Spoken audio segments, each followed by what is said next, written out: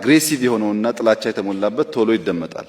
ሰው በተፈጥሮ መልካሙን ነገር ማየት አይችልም። በተፈጥሮ በግልም ይሁን በቡድን የከፋውን ነገር ብቻ ነው መዞ የሚያየው። ያልተመቸውን ነገር ነው የሚያየው። ለዚህ ነው የሚዲያ ሰዎች የሚሉት፣ እኔም ከዚህ ቀደም እንዳልኩት ስትናደድ ብዕርህንም ሽጉጥህንም አታንሳ። ሽጉጥህን ብታነሳ ሰው ትገላለህ። ብዕርህን ብታነሳ ግን ትውልድ ትገላለህ። አንዴ ሳይሆን ደጋግመህ ትገላለህ።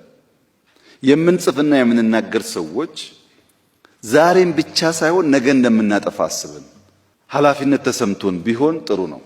የኛ መሰረታዊ ችግር 3 ነው። አንደኛው አዎንታዊ መረጃ ፖዚቲቭ የሚባል ኢንፎርሜሽን ራዲየት አይደረግም። አዎንታዊ መረጃዎች አይሰራጩም። አዎንታዊ መረጃ ሳይሰራጭ ሲቀር ደግሞ ሰውን ዲፕ ዳውን ኢንስፓየር የማድረግ አቅሙ እየቀነሰ ይሄዳል። ሁለተኛው ሚስ ኢንፎርም እናደርጋለን። መረጃው ከሚለው ውጪ አሳስተን እንዘግባለን። ሶስተኛው በሬ የወለደ ነው። ምንም የሌለ ነገር ዲስኢንፎርም እናደርጋለን። እንደዚህ አይነት ሴራ ላይ ኢንትሪግ ላይ ኮንስፒሬሲ ላይ ያተኮረ ስራ እመኑኝ ስር የለውም፣ አይቆምም።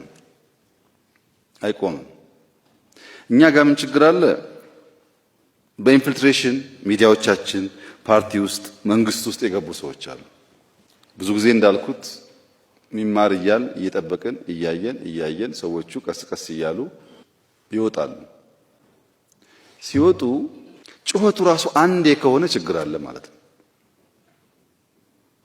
እቺን እንኳን ለማስተዋል የሚዲያ ሰዎች በትምህርታችሁ በልምዳችሁ ምክንያት የነቃችሁ መሆን አለባችሁ።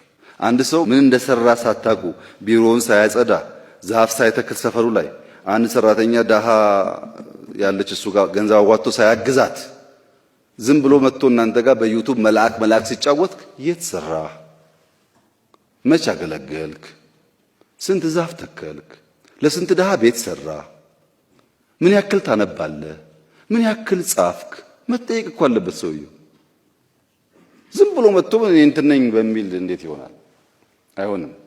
ግን ወደፊት ማወቅ ያለባችሁ ነገር በፍጹም በኢትዮጵያ ፖለቲካል ኤንቫይሮንመንት ኢምፖርትድ ኢንዲቪጁዋልስ መተው ስልጣን መያዝ አይችሉም። እኔ ስለፈለኩ አይደለም፣ አይመችም ሁኔታው። በዛ መንገድ ብዙ አይሳካምና የትጉ ጋዜጠኛ እና የሰነፍ ጋዜጠኛን ባህሪ በመግለጥ እነሱን እዛ ውስጥ ማሳየት ሞክራለሁ።